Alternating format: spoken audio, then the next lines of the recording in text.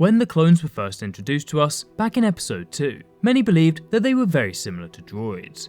They were totally obedient, regimented, lethal warriors.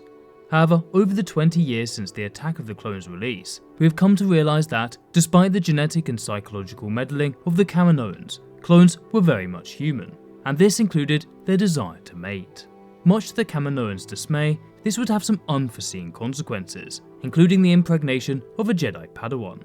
Unfortunately for the Kaminoans, they were unable to remove this troublesome attribute, known to them as factor H, an urge deeply embedded within the human psyche. At first, the Kaminoans experimented with sterile clones. However, they realised that this only led to decreased productivity, decreased aggressiveness, and decreased unit cohesion. Obviously, the Kaminoans did not want their clone army to suffer from such deficiencies. However, being the perfectionist fascist aliens that they were, the Kaminoans decided to terminate the badge, claiming that factor H was a negative trait that had to be eliminated. However, the termination of the Clone Trooper project was stopped by none other than Jango Fett himself. Jango was well aware of male humans' desire to reproduce. After all, his sole payment for the clone army had been his son, Boba Fett. He argued that this lack of sterilization would only make the clones stronger, more aggressive, and more motivated. Throughout history, both in the galaxy far, far away and here on Earth, millions of men have answered the call to war, hoping to become a war hero worthy of a woman's love. And so, for better or worse, the clones were left unsterilized. To prevent unwanted offspring, the Kaminoans advised strict measures and protocols. This included preventing clones from having too much contact with females, as well as channeling the energy from Factor H into team-building exercises. By and large, Factor H would not be a problem. However, this would change when some clones met another celibate and essentially frustrated group, the Jedi. As we all know, the Jedi were not allowed to form attachments, and intercourse was certainly frowned upon. However, just like the clones, many Jedi could not fight their human urges. While Anakin Skywalker is perhaps the most famous example, he certainly was not alone.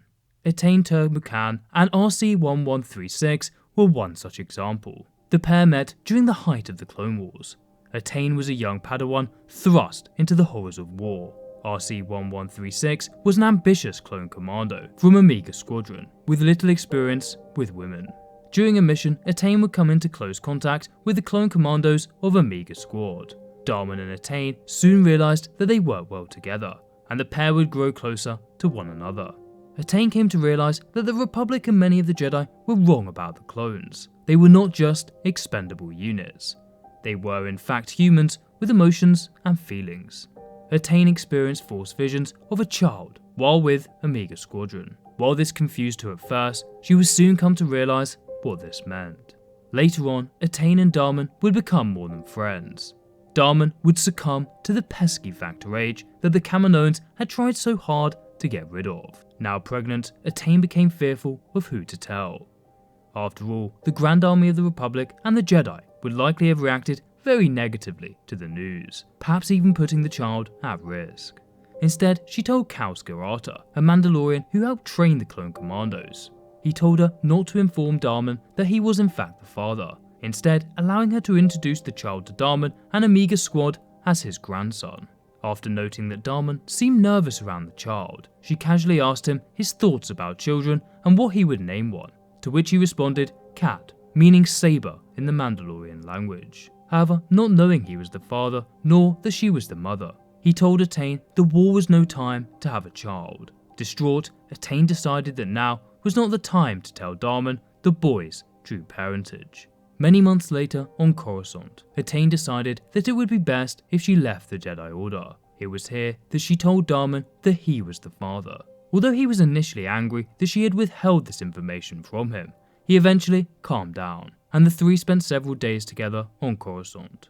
Many say love can overcome anything, and maybe that's right, as Darman seemed to be somewhat unaffected by Order 66. In fact, after Order 66 had already been executed, Darman asked Attain to marry him over comlink. However, their happiness would be short-lived.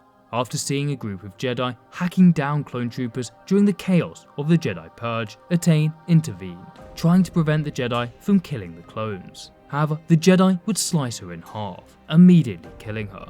Sadly, this would all be seen by Darman. Refusing to believe what he had just witnessed, he almost went mad with grief.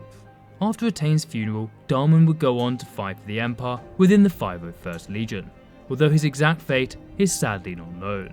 As for their son, he would be rescued and raised by Cal Skirata, eventually growing up to be a powerful Force-sensitive Mandalorian warrior, although that's a story for another day. Atane was not the only Jedi to struggle with attachment. Aayla Secura was one such Jedi. In fact, the reason she wore such revealing clothing was due to her attachment to her people. To find out her noble and virtuous reasoning, check out this video.